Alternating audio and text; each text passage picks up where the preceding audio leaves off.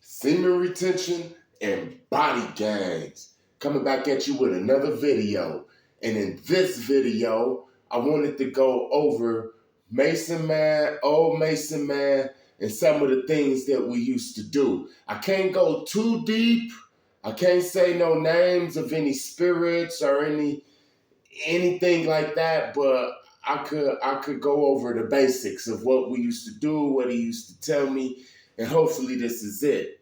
So in the other video I made, I was talking about when the hula hoop man, we used to call him the hula hoop man, the witch, she came up in the park, killed the hula hoop man. We brought him back to life. Like about a week or two later, the police came in the park, Lou and Mukos, and they came to kill me. And I got outside my body as soon as he said he's reaching for the gun, and he started trying to pull his gun. Then I left outside my body, like my essence left outside my body, my soul or whatever. It was like I was some little eyeballs. It was like I was just eyeballs that was floating on a tree, inside of a tree, because where they was beating me up, it was under this tree inside of Lincoln Park. And I was just like hovering above the tree, just like a consciousness. And something told me that I didn't have to die, that I had a choice, that I didn't have to die. And then all of a sudden, I felt like I wanted to live. So in a blink of an eye, I was back inside my body, wrestling the police, and then I dropped the dope. And then my girl picked it up, and I told her to run. I told her to run out the park. She already knew to run and throw it and all of that type of stuff. But that allowed Mukos to start chasing her. And Lou, the Asian one, he got on my chest because I'm flat on my back now. And I said, hey, I give up, man. I ain't got nothing. I give up. Take me to jail. I don't got nothing. And he pulled out the taser. He pulled out the taser and put it up to my neck real hard. And he said, close your eyes. It's going to be over with in a minute. And then I felt like I was finna die again, man. And then I was finna tell him to don't shoot me because I got a heart condition. But it just came out, hey, I got a heart. And as soon as I said that, two more police I guess they was driving by or something. They got called. They came and they pulled me away from him and started beating me up and all that. Beat me up all over again. And but it saved my life because he was about to kill me, right? He looked me right in the eyes and told me to close my eyes. All of this happened because of the hula hoop man, you know? So they took me to jail and then they let us out. They just let us out, me and my girl. They let us out like 7 days later. But my girl mother, she said that the reason they let us out is because they wanted to finish the job, right? So she helped arrange us a ticket to Phoenix. This is how I started going to Phoenix and stuff like that because the police tried to get me up in the park. And we stayed in the park. We stayed in Phoenix for a couple of months and stuff like this. Then we went back to Long Beach. We moved back to Long Beach like 7 months later. After the police tried to kill me 7 months after that, we moved back to Long Beach.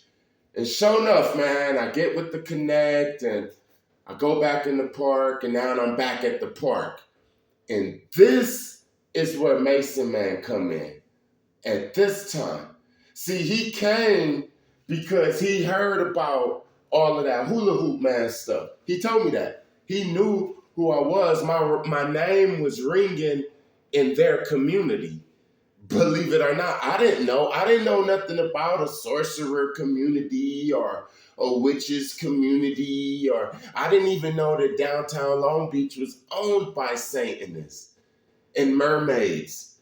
You hear what I'm saying? So here comes Mason Man I already told you he gave me the books and all of that stuff. But this experience that I had with him, I squeezed it inside of a 14-minute video. But this is actually years that I'm with Mason Man. And you know, for all of them years, I still don't know his name. To this day, I don't even know his name. You hear what I'm saying? But this is the stuff that he used to talk about, and we used to go on our journeys, and he used to point out. You see, there's two worlds that's here right now. There's the world that you see, and then there's the spiritual world. And the spiritual world isn't hidden. It's like hidden in plain sight, you know? And he showed me how to see. He showed me how to see this stuff. So we'll be walking, and today's lesson will be people, right? But it'll be called something else in Latin, which I'm not going to say. The lesson. He's telling me all the different people. And he'll say, hey, you see that lady right there? She eat people. You see that man right there? He's a vampire. And these people that he be talking about be every average day people that you see up in the neighborhood, like the mailman. You hear what I'm saying? Especially police officers. He said a lot of those was Satanists. He was like, you know, this person. Well, Lou and Mukos was Satanists too. A lot of the police officers is Satanists. He'll say, this person, and you see that old man right there, he's inside of the cult with the lady that we seen earlier today. They inside of the cult and they eat people. And I'd be like, who do they eat? And then he say, homeless people. They got a market, like where they buy different stuff. But for the most part, they, you know, Jeffrey Dahmer. That's all I gotta say, right? Jeffrey Dahmer. That's how they eat the damn people, is Jeffrey Dahmer. Through rituals and different things like that. He showed me hags, people that was 250 years old, that lived right in the neighborhoods and stuff like that. He showed me the ley lines. Long Beach has 3 Masonic lodges in less than a 2-mile radius. Also, downtown Long Beach is built on top of an underground Long Beach. Now, this was the trippy part when he started taking me to these spots that lead to the downtown tunnels in Long Beach. And one of the tunnels was inside of Lincoln Park. They tore that park down. A couple of years ago and turned it into like a skate park. But he showed me all of that stuff. He told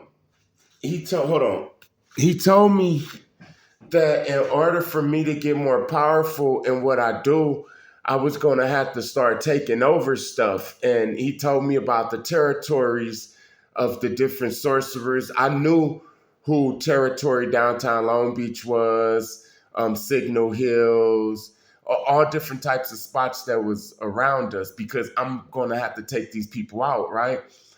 And he said that there's going to be a place that I have to go where a lot of them is. And I was like, what about the gym? And he was like, perfect, that's a place. Because I was going to have to go up in there and totally clean that place out. You hear what I'm saying? So I did. I went up in there. I went up into downtown Long Beach, Gold's Gym on Pine, 4th Street and Pine. I went up in there, and the first week that I was up in there, I was doing some good mornings. That's when you put the weight on your shoulders and you bend over and you bend up and down like that to work your lower back. And all of a sudden, my back gave out on me. The next day, I woke up my whole body was crooked, like scoliosis or something like that. Like my spine was bent and I couldn't bend up. So I'm crying and I'm trying to find old Mason, man. I couldn't move, so I had to send my girl out and stuff. I'm calling my moms, I'm praying and all of this stuff. And then I found out that they had a certain demon that was attached to me that causes spinal injuries because they knew that I was coming up in there. Now I know how they knew because familiar spirits and all of that. I was slipping.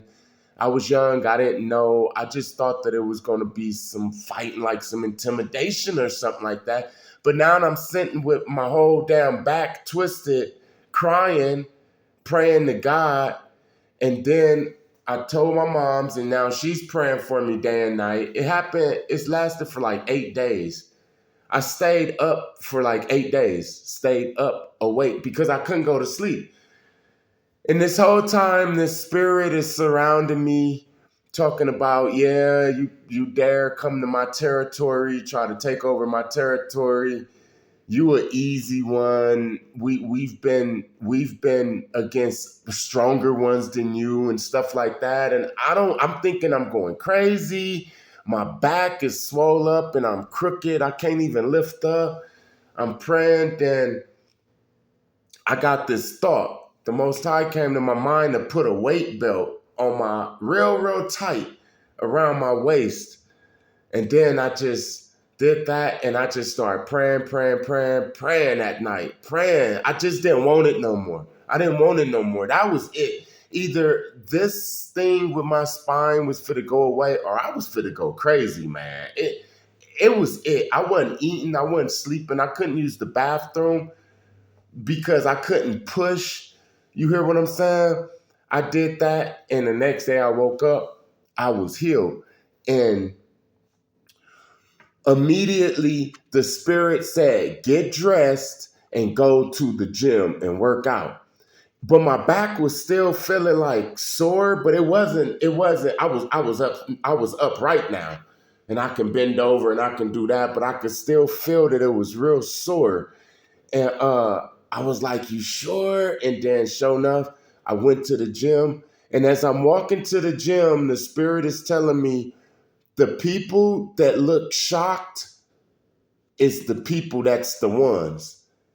And when I went in the gym, it was some people that, hey, there you go. And then it was some people that looked at me like, whoa, why are you even back like that? And from that day on, it was on between me and the Satanist group inside the gym and the witches coven inside the gym. And we went back and forth. I hit them up with certain things that I was taught. The majority of the things, believe it or not, to protect me was Psalms. I also was instructed to call a YouTuber that I was subscribed to at the time. His name is Lord Ukili Asai from 13 Cosmic Law Astrology. He still got videos up. They got him off YouTube too, but they kicked him off. But they still kept all his damn videos up. And between me and Mason, man, the Most High, and Lord Ukili Asai, we just went back and forth with these witches.